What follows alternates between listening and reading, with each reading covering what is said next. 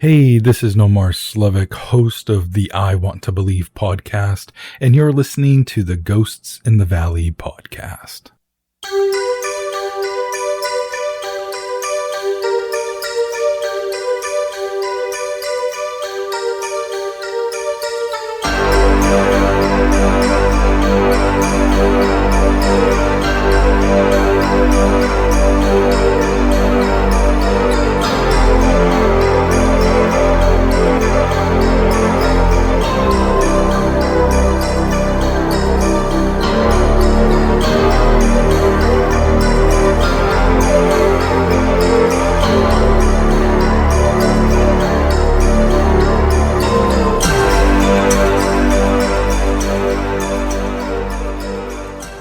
In a world where love, compassion, and understanding seems to be fleeting, the Dead Chronicles aims to bring that back with its first official season, a completely revised show with 12 amazing locations.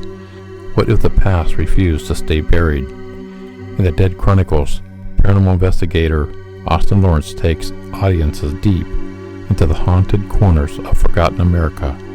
Armed with curiosity and a reverence for history, Austin doesn't just chase the shadows, he seeks the truth behind the legends. Each episode is a journey through time as Austin uncovers the chilling stories and real-life tragedies that gave birth to the hauntings. From abandoned asylums and crumbling mansions to jails, the Dead Chronicles revives the voices of the past. Austin's mission goes beyond fear. With each investigation, he strives to bring closure to lingering spirits and honor the history that shaped the present. Because sometimes the dead don't want to scare us, they just want to be heard. Welcome to the Dead Chronicles, created by Austin Lawrence. I am Cooley, host of Ghosts in the Valley podcast, and I'll be back with my conversation with Austin Lawrence right after this brief message. This episode is brought to you by Podcash, a collaboration between Racket and Stir. Podcash is free cash for your podcast. Podcash gave away $100,000 to up-and-coming podcasters as a way to support insanely creative and inspiring podcasters. I ought to know because I'm one of those podcasters that received a winning cash sum. I know how difficult it can be to get a podcast off the ground. And this is why I'm so excited to have been a Podcash winner. I would have gone nuts for something like this when I was first starting out. If podcasting has been on your to-do list or you're already a podcaster, go to podcash.com to stay up to date with future Podcash happenings. That's podcash.com. And I thank all who voted for me and made me a Podcash winner. That's podcash.com. I am Al Cooley from Ghosts in the Valley podcast.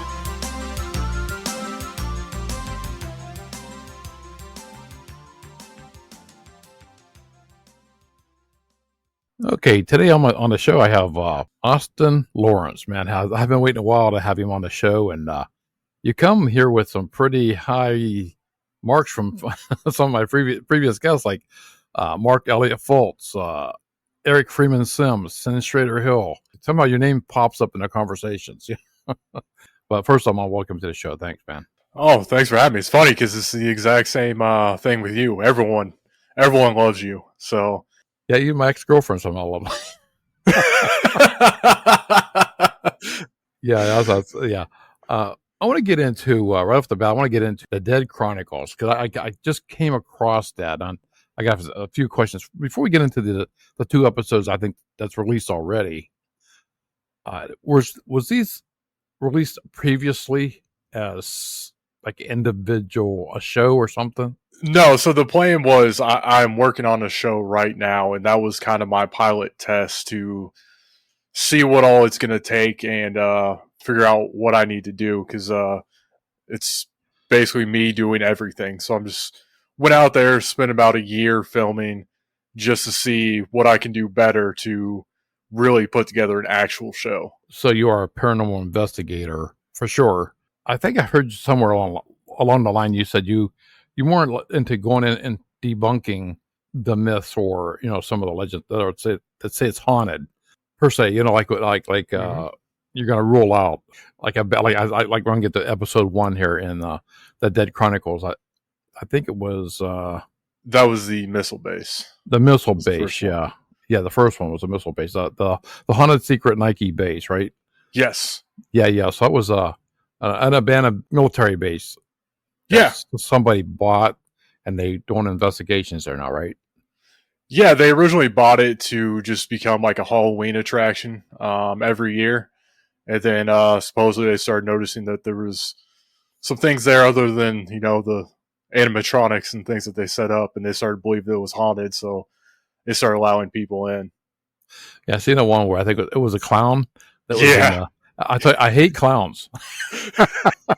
So I'm like, when you went in there, I seen that sucker standing in the corner, like, talking to you, and then you're like talking to somebody else, trying to debunk this clown. Like, the power shut off there, right? There's no power. Right. So how's he getting his energy? Then you come to the conclusion, well, he has a battery or a battery pack or something on him. Correct. And, yeah, that was one of the. I'm not terrified of clowns, but when you're in the pitch black in a room surrounded by clowns all looking at you, you get a bit of an uneasy vibe. Right? Were you in there by yourself? Yeah, so it was just me, and I did have one person holding the camera, so I wasn't completely by myself. But I never recommend anybody going in by themselves on a haunting.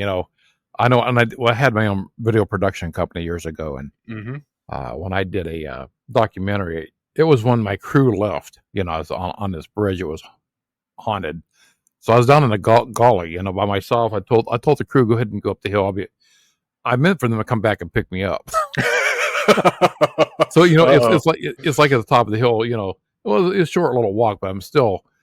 I said, well, I'm down here. I might as well get some extra footage, of the bridge. I got down the gully where this shit was supposed to be happening. I'm pointing my cameras up at the bridge, and that's when it did happen. So I didn't get hardly much on the tape back then, but when I was in there by myself without the equipment running, and I'm folding my tripods up and heading up the hill, and I was pushed from behind, and flicked in the ear, and a growl that there was nobody down there around me. So I mean, what pushes you so violently that there's, like somebody took their fist and hit back your shoulder blade.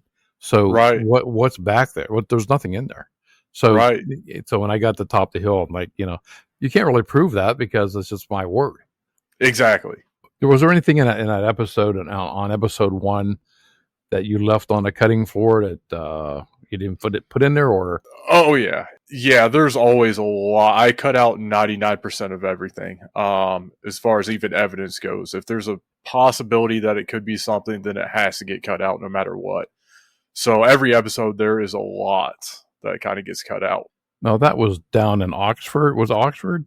Yeah. Yep. Oxford, Ohio. Okay. I think I know what that's at. That's like down by Cincinnati, I think, above. Yeah, Cincinnati. Correct. Listeners out there that's not from Ohio.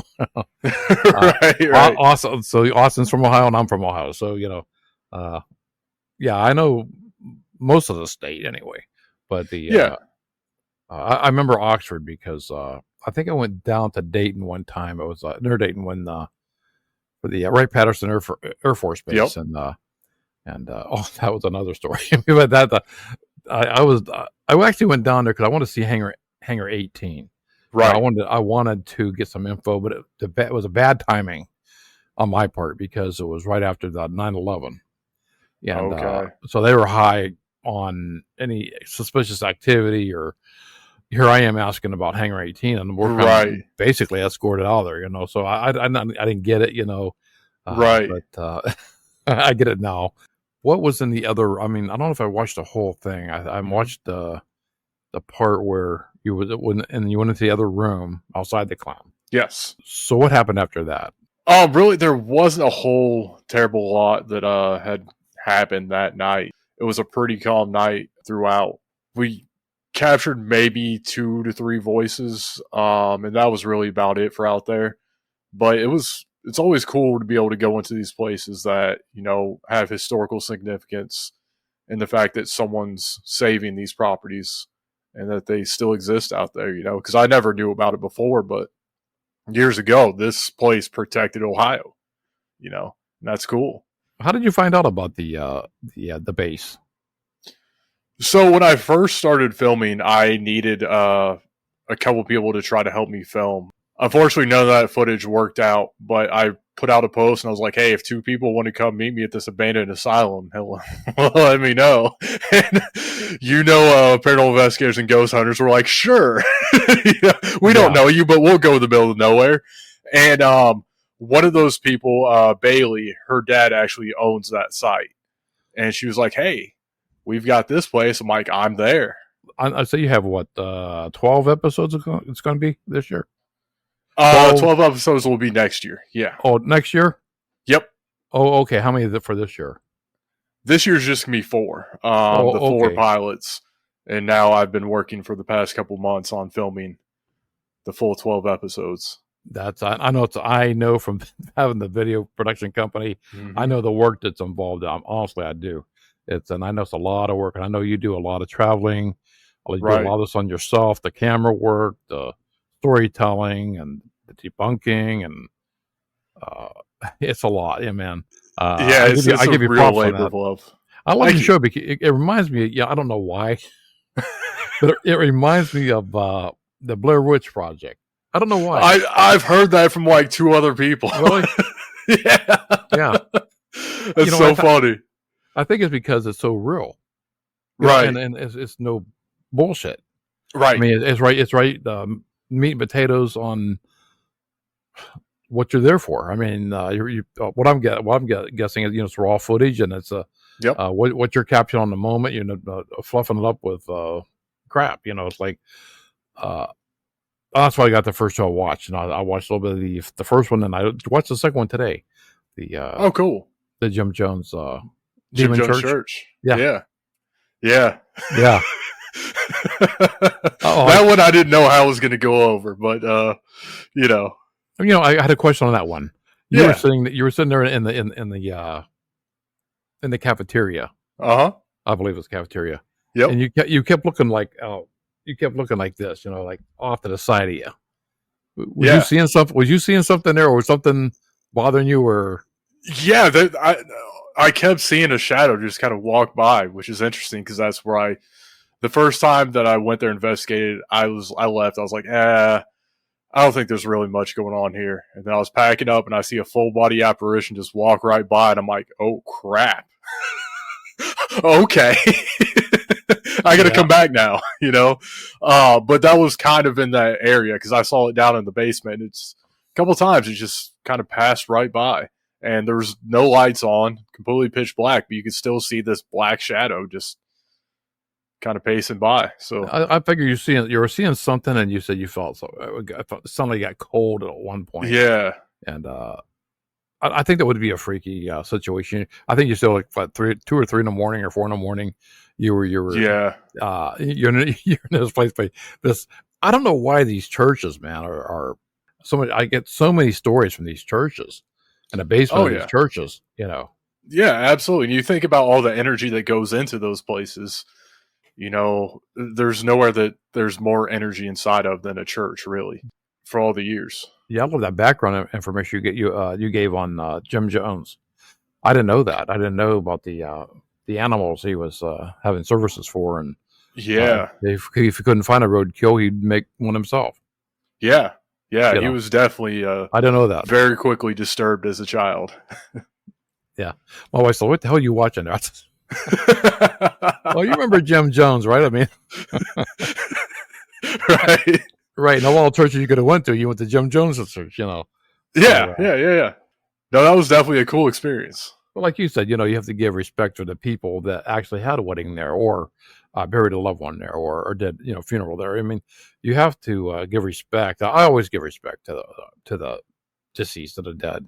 Absolutely. And I love the part where you called out these, I'm gonna just call them idiots out there that I'm talking about. They go to these places. They go to these places and they buy themselves a freaking camera off Amazon or spirit box, because they're a professional ghost hunter.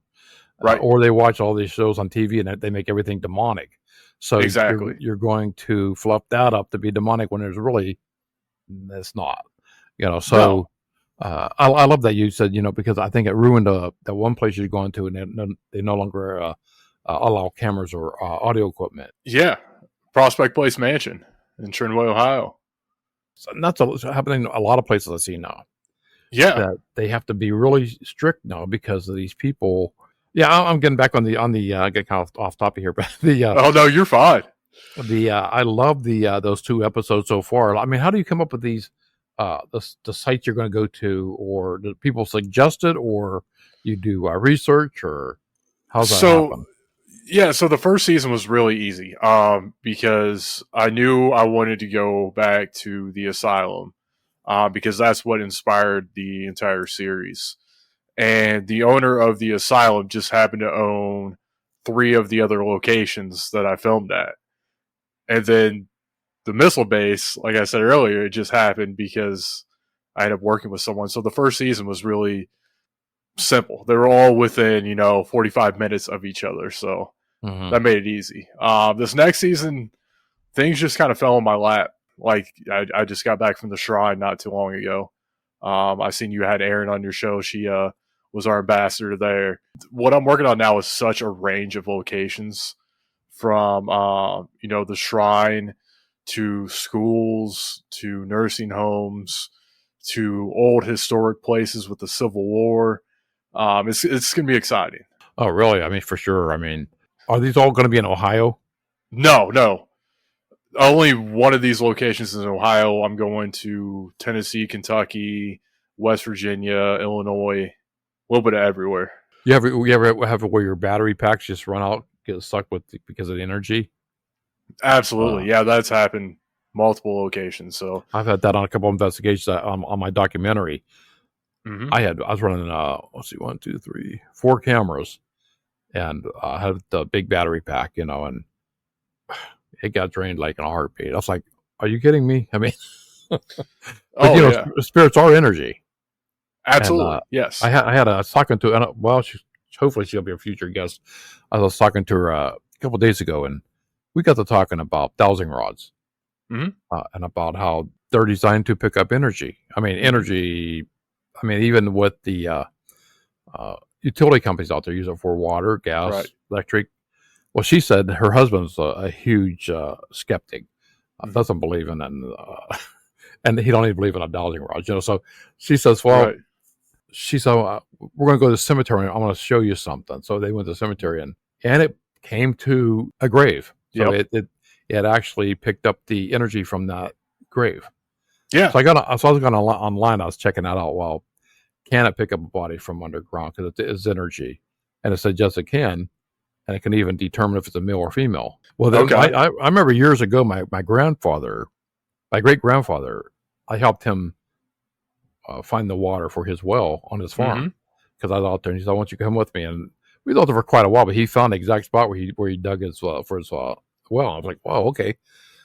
So it did work for him, and so I do know in some cases they still use those. I'm more high tech now, but it's crazy. Sticks, but when I filmed at the asylum, they're supposedly, they knew that there was a supposed graveyard out there. So I got a bunch of money together and brought Billy Wilkerson in. Great guy. And he's from Kentucky. And what he does is he does ground penetrating radar to find graves and also repairs graveyards and stuff like that. So he rolled up in his big old box truck, and he was like, "All right, let's get started." And he pulls out dowsing rods. And me and the owner of the asylum were looking at him like, "What are you doing with those? Like, you got like a $50,000 piece of equipment in the back of your truck right now, and you're pulling out these sticks." Like, he was like, "I'm going to find the graves." So we're like, "No." And sure enough, he goes up, no cross. He put a flag right there in the ground, came out with his ground penetrating radar, and he was like, "Yep, there it is." And I'm just like, "What? How does that?" He was like, "I don't know. Don't question it. It works." It does work. I actually I witnessed it myself as a kid with my grandfather, and so I do know it works. I can never get them work for me though. I don't know why. Really? Right. I mean, my grandfather could do it. I know other people would do it, and I tried it a few times. I don't know why. Yeah, that is interesting, because I know one or two other people who tried them that day and they wouldn't work for them. Like, why do they work for some people but not others? I don't know. Yeah, it was It's three very other strange. guys investigating this one spot, and they had no problems at all. Every time I try, well, I'll try this one. You're not doing it. Just hold it. You don't. Right. I said, I am. Right. So I mean, you see that when you go to your places that you're investigating. Like, I'm sure like some parts of like Lima, Ohio, and Oxford, and you have your own areas there that that's haunted, because everybody comes on my show. I says, it don't matter if you live in Australia or Baltic Absolutely. Coast or Tennessee. We all seem to have the same story. Right. No, yeah, it really kind of validates everything. Like you said, you can have people across the world who share essentially the same story, and you're like, well, we can't all be hallucinating, right? Well, you have people like my son-in-law that has a ghost have to come up and kick him in the butt to for him to believe. But yeah, that's okay. Because sometimes I do paracons or places I go to talk at. They so most of the time it's the people that are they don't believe. Right. They're the ones that stick around the longest. They want questions, or I think they're on the border. They're on the fence. They say they're not going to believe, or they don't want to believe, and I think it's a lot when you're growing up in church. I think church has got people so petrified. I mean, back when I was younger, if you talk paranormal or ghosts, you're going to burn in hell. Yeah. So you don't talk about that. You just don't talk about that stuff. These ghosts don't exist. I'm like, you go to church every Sunday. Right. Have you picked up the Bible? It's all paranormal in there. Right. Just like I was talking last night on the show about spiritualism and Christianity. I don't like to talk religion on the show, but a lot of things come back to that, though. A lot of things come back to the church or come back to absolutely spiritualism, especially with the American Indians, Native American. And I totally believe in a lot of their philosophy as far as you honor Earth, right? Because everything, and their belief is every living thing has a spirit, right? So have you ever went into an investigation where you ask yourself, what did I get myself into? Yeah, 100%. Taylor Mill. That was the big, what am I doing with my life right now moment for me. Yeah, that's one of those where you're like, I might die tonight.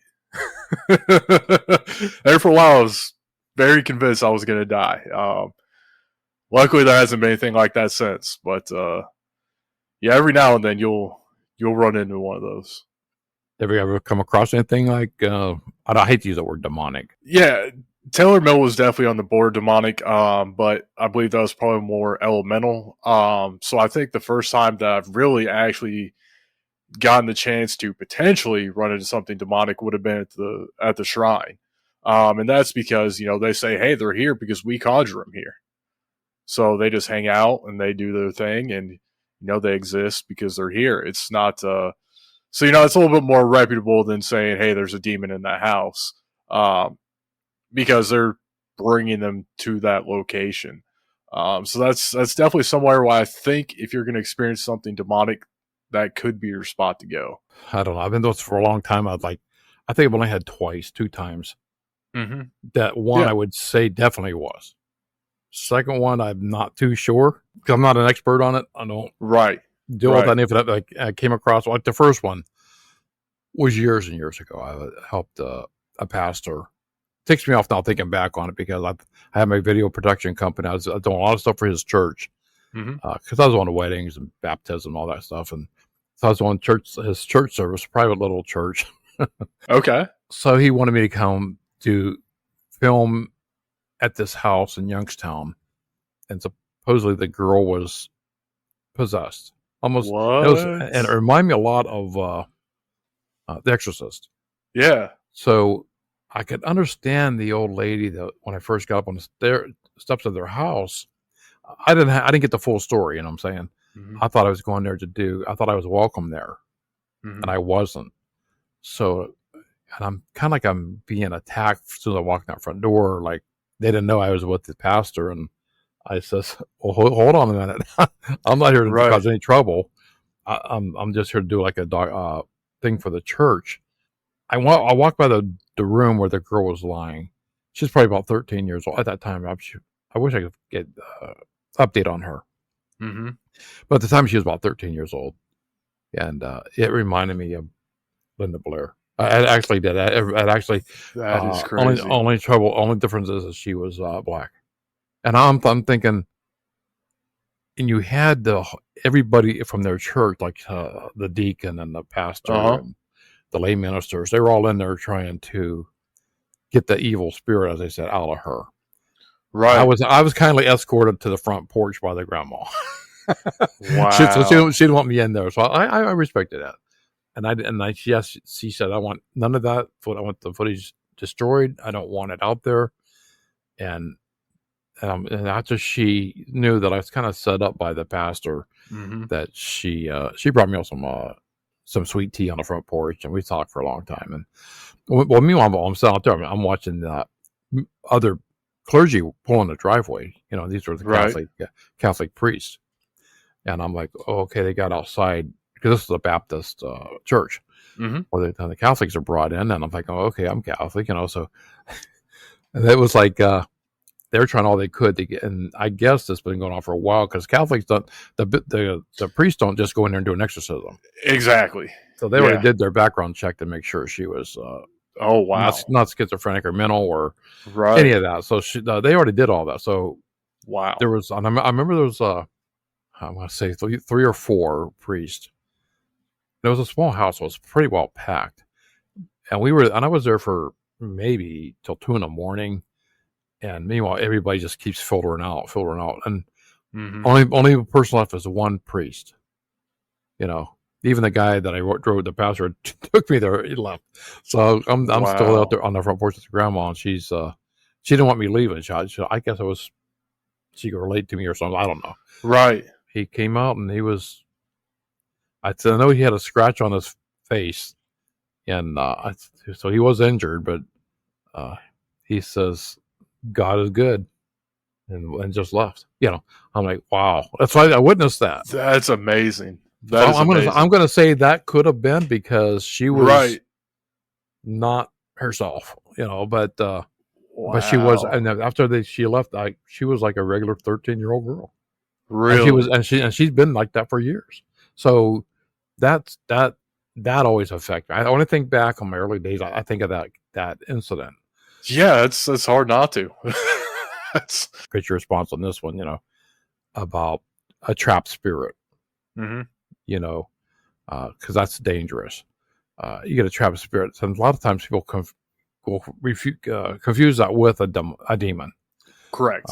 To where I always label it as like you're going to drill into a gas pocket. What's going to happen? You're going to have an explosion.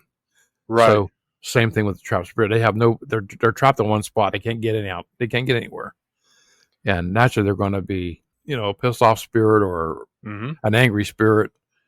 People can sometimes confuse that with a demon. Yeah, absolutely. And you think even if you were to pass away and get stuck in a room and people came in, they taunted you and they made fun of you and all stuff that happens in these locations every day, you're going to become a pissed off spirit,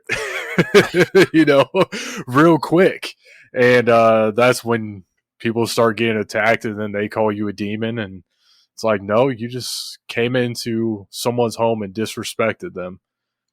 What do you expect? Right. So what type of equipment do you, I know you do a lot of video work and production work that way, but what kind of equipment do you use to investigate? I am very basic. I'll take cameras, audio recorder, tape recorder. I have a EDI that I'll take, and that's just about it. I try to stay away from a lot of equipment. It sounds a lot like me. I had just basically a infrared camera. Yep. An audio recorder, and I was using a spirit boxer for a while, but I don't want to say it was bad, Hmm. but sometimes you don't get the correct signal. You know what I'm saying? Correct. You're getting something else. But I always found your biggest tool is your own self, your body. But I'm not dogging on other people's equipment. Right. I had some responses before, and I had mentioned that you shouldn't be in this if you're going to make fun of our equipment. Oh, I'm not making fun of the equipment. I do make fun of some of the people who are trying to operate that equipment. Yes. You know what I'm saying? Yes, absolutely. So you go into like a few investigations, and you've probably seen this with other people that's tripping over each other trying to get in there, Uh-huh. and they're making up stuff, or Yeah. they're calling out. And it don't work that way, man. Yeah, and they really use a lot of this equipment just to confirm what they want to think, as opposed to, um, use it to figure out anything else. And it's interesting. It's interesting to watch. It really It is. is. Yeah, yeah, it is, man. That's like it's hard to get mad at them because there's so many of them. Right, So it's exactly. so when I come across people like yourself or Mark Elliott or Sunshiner Hill and Eric Freeman Sims, I mean, I've had so many people I've contacted, different paranormal groups that I've worked with and been on the show, and I think that's what I love about this podcast is it's the people I meet, the stories I get to hear, Absolutely. their view on things, and somebody will say, you're not going to believe this. Well, I might, I Right, will. right. 'Cause I've never seen a UFO. I've never seen Bigfoot. I've never seen Dogman. That don't mean that they don't exist. That's like this. Somebody telling me I don't believe in ghost. Maybe a spirit. Maybe you can but actually seeing that person of a ghost. No, that's no way. Well, I've seen one. I've seen it. Right. So that's what my book was about. But I grew up with that. It's like opening Pandora's box. Once you admit that you believe in this, everything's now a possibility. Well, I had a guest a couple months back. She's telling me, well, her mom believed her. She was one of her biggest advocates. I said, you don't know how lucky you are. So what do you mean? I said, she's my mother. She's my mother. So, well, my mother didn't believe me. You know what I'm saying? Yep. I mean, I've been in the house for almost 5 years, and she never seen anything. Or she did, and she, some people say even if they see something, they're gonna say, no, it wasn't that. Right. So because I think they don't want to believe that it might have been that. So right. But I know as a 12-year-old kid, you've grown into your puberty at 16, and what I went through, there was so many people I couldn't bring over the house because it's embarrassing, because really, if it's happened only to me, and I had a girlfriend who came over almost all the time, it never happened to her while she's there. It never happened to my best friend that came over almost every single day. Oh, wow. So when he's there, it never happened. I have to give him props, man, because he stuck by me all that time and never questioned I was lying. Yeah. But when the people that were there that witnessed, like my two uncles and my grandmother and my brother and my sister, there were people that did see it, that hear it. Right. Now, I told people before, some people, I don't know if you've come across that, they're haunted their whole life. That don't matter where they go, that ghost follows them, or that spirit. And that wasn't me. My thing was those 4 years. And then when I got into doing my documentary, hence going into my podcast, then writing the book, I think that all fueled my desire to, what is this, Right. And especially when I said the name of my book is Spencer's Ghost, the Guardian. Well, the Guardian, I believe I have a guardian angel. What's your thoughts on guardian angels? 100%. I believe that's the thing. In my book, I talk about an experience that I had a long time ago, where I had this dark thing coming at me, and I had almost an out of body experience, and I began speaking, but in my head, I was like, "What am I saying right now?" It was like something had overtaken me, and I saw this, and it's going to sound crazy, but it's funny because, a couple of weeks ago, we were at the shrine and Mark was there, and he was talking about this white light that can emit from your body. I saw that emit from my body probably 10, 15 years ago during this incident. And I never knew that was a thing. I never knew any of that before. And from that moment on, I'm like, okay, wow, whatever just happened was absolutely insane. But that kind of proved to me that there is things, whether they be angels or whatever you believe in, that I think all are around us. Absolutely. Oh, that's like in my book. I won't tell the whole thing, but our band just got done playing a gig, and we went back to the bass player's house, and somebody followed us on the way home. My uncle got into a fight with the people following us, so he said he's going to come back. And he's going to. Naturally, people just talk crap all the time. Want to come back and kill you, Right. Well, we just okay, right. My uncle took off, and we're in the garage. We're taking a good old time, moseying along, trying to get our band equipment into the garage. It's like 2:00 in the morning. Well, we heard a guy's car coming back. We're like, oh shit. Right. Now, keep in mind, we shut the garage door, right? By this time, he's already in the driveway. He's already walked. We could hear because he had almost like sound like spurs on his shoes. I mean, it's like they kind of click while he's walking. We walked up to we're all standing there, and I'm on one side of the speaker cabinet, and my buddy's on the other side. And when he fired that first shotgun blast, it put a hole in through. I mean, you could see the hole through the garage, right? Right. And then the second blast went, and it knocked out because those little flimsy garage doors, long story short, the next morning when we were out there, we all seen like the shadow figure type thing move like in front of us. Well, at first I thought we all kind of chalked it up to maybe it was just his shadow moving across because a car's gone down the street. Because you got to, like you say, got to debunk everything. Right. And we all come to the conclusion, well, there was no car coming down the street. But the shadow kind of moved in front of us right before the blast went off. And then it moved it back again before the second blast went off. And that was the first thing. Well, the second thing we're talking about in the morning after was, if you looked in that garage from wall to wall, it's peppered with like buckshot holes from a shotgun blast. Yeah. And everything with the speaker cabinet was polluted. We're holding, but can you explain why me and the other two guys weren't hit one time? Right. When everything else was? Right. So I was, there again was, I always get these things in my head, like, you're going to be okay. You're going to be all right. And well, what am I going to be all right for? Okay for what? Exactly. Yeah. And then bam, that happened.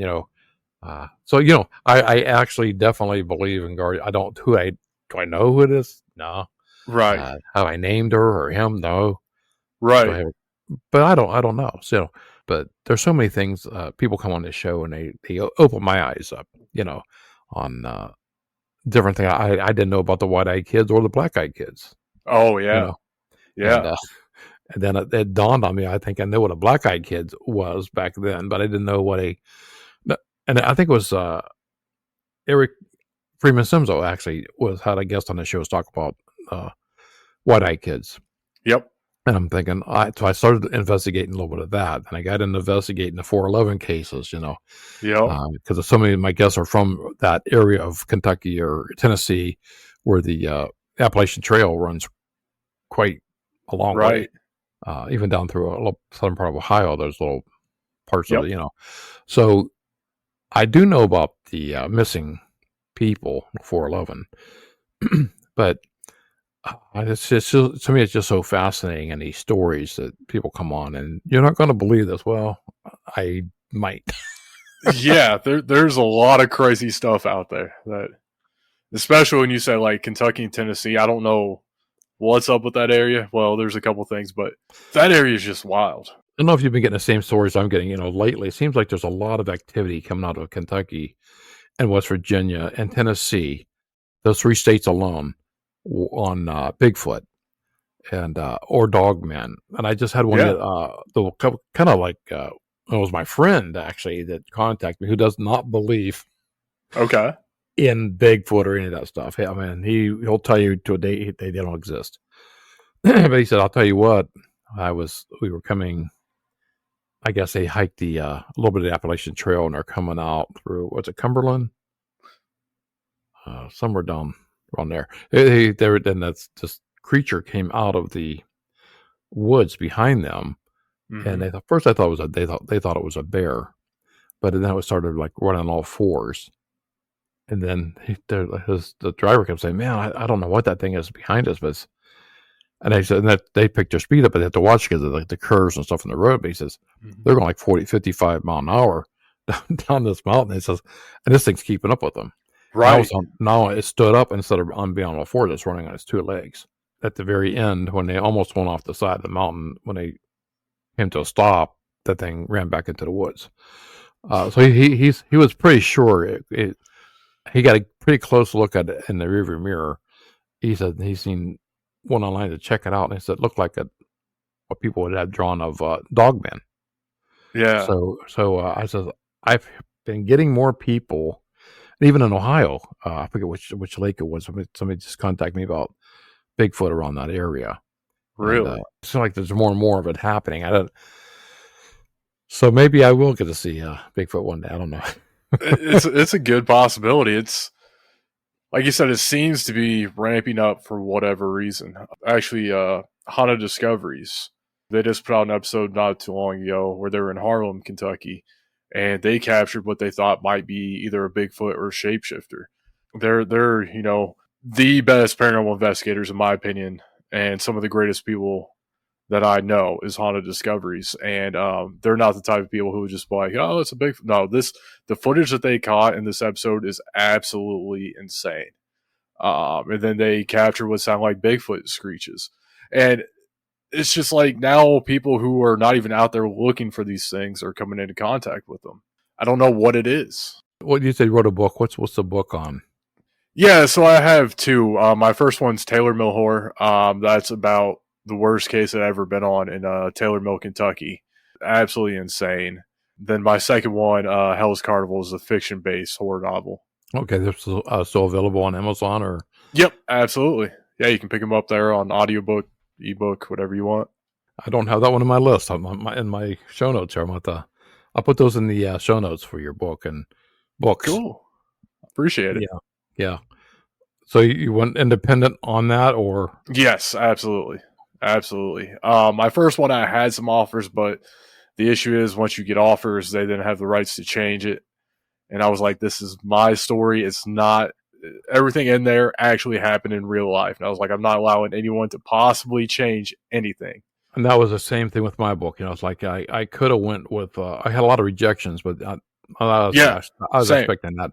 But, the one I had offered was the same thing, that they can tailor it to their way of selling it.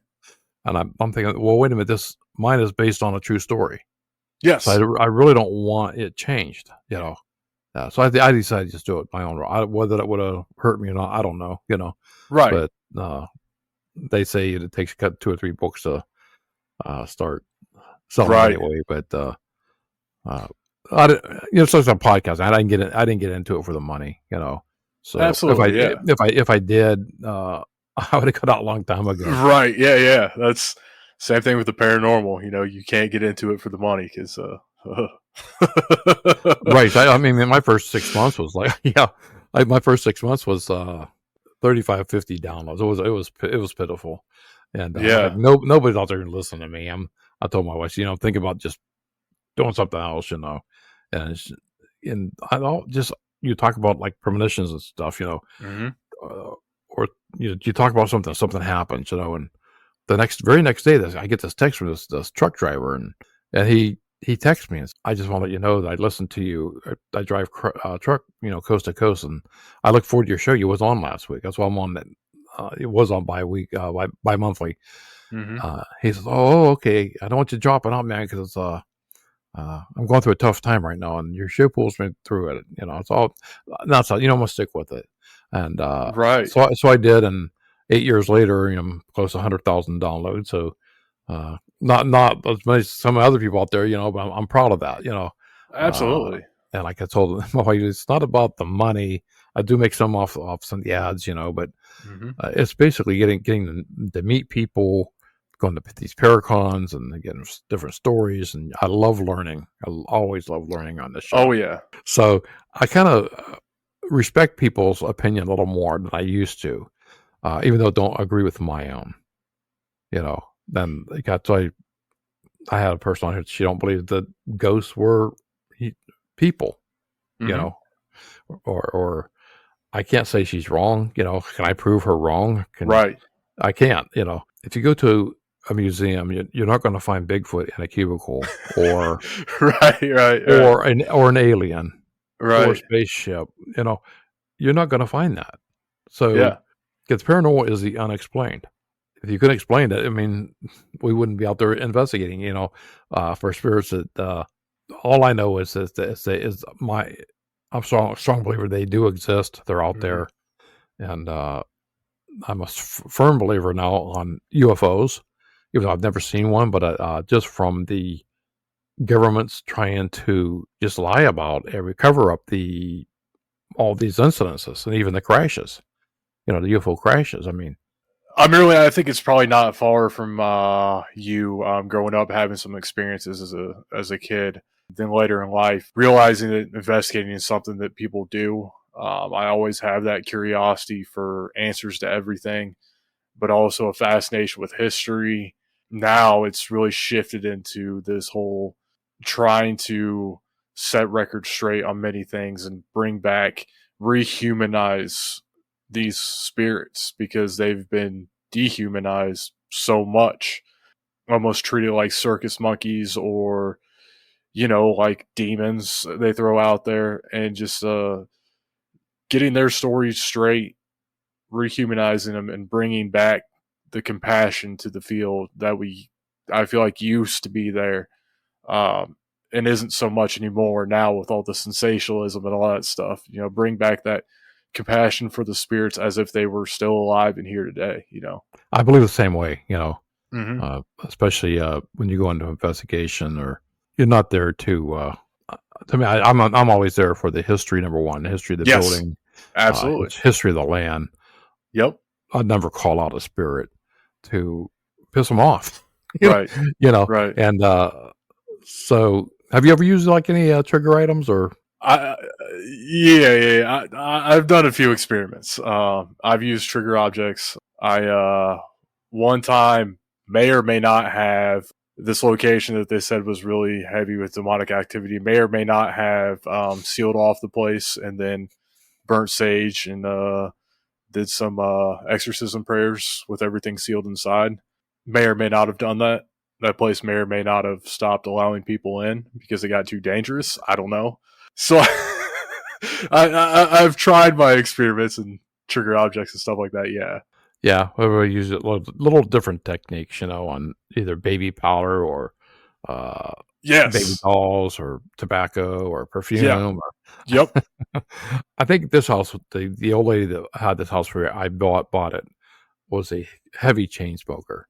And my wife and I don't smoke, so I smelled the one that smelled really heavy cigarette smoke. And somebody that's blowing smoke in your face rather than just smoking. Right. And it was like somebody blew the smoke in my face. I was like almost started coughing. And it usually don't bother me. And her name was Greta. I said, Greta, take it outside when it just quits. So it just quits. That's the only thing. It's no thing like the other house was. Yeah, right. My wife says, I think you're doing like one too many podcasts. So here it happened to her like a couple weeks ago. Really? So she said, I heard her say, Greta, take it outside. That is great. So, yeah, that had to make you feel pretty good. Yeah, but you don't know, man. It's you never know. I had one person say, "Oh, thank you, you for helping me move this one spirit on and ask it to leave." Right. That on my house that I wrote about, it burned down in 2005. So if I go to that property today or tomorrow, or whenever, I get that eerie feeling, even though it's a blank spot right now. You know what I'm saying? You get that same feeling I had when I was there. I had people say, well, it's just in your head. I had my brother-in-law with me last year. He wouldn't know where the house was at since he read my book. I said, oh, I'll take you over there. Yeah. So we got probably maybe, I didn't tell him where the spot was at yet. He's always says, we can't be in here. We got to get out of here. Mm-hmm. And that was him not even seeing a spot yet. So he said he felt so overpowered with death. It was really weird. And so I want to get like a psychic medium to go in there with me. I've had so many people from that area telling me that this whole area is polluted with Indian burial grounds. Mm-hmm. So a lot of these homes here in this area are built on Indian burial ground. Right. With all the deaths. So, right. Yeah, they did that a lot. They would just pave right over these graveyards and these burial mounds and everything else. Just who cares? They're gone. No one knows that they're here. So we'll just. Then they're like, "Oh, why is our town so messed up?" right. Yeah. I don't know. I had a great time having you on the show today, and I'm really into your. I'm telling everybody out there, man, go watch the Dead Chronicles. You can see it on YouTube, and I'll tell you what, I'm hooked on it. So I think I'm going to turn it off against the clowns bother me so much. That's very understandable. I get that. My tail lights are already down the road. Right. And then that movie, it didn't really help matter. Right. John Wayne Gacy. They don't have the best rep. Right. Well, Austin, it's been my pleasure having you on, and absolutely, thank you very much for having me. Thank you, Austin Lawrence. It was my pleasure having you on the show. Honestly, if any of you haven't watched the Dead Chronicles yet on YouTube, please watch it. These are spinoffs. That's going to be a 12-part series next year. I can't wait to see them, man. I know what it takes to do what he does because I've done it, and it's a lot of work. Check out the Dead Chronicles on YouTube by Austin Lawrence, and also go to Amazon and pick up Austin's books, Taylor Mill Horror and House Carnival. 2 great books that are out right now. While you're there, pick up my book, Spencer's Ghosts, The Guardian by Cooley. All the links will be at the bottom of this episode. And again, thank you, Austin. I can't wait to have you back on the show. Check back again for another great episode on Ghost in the Valley podcast.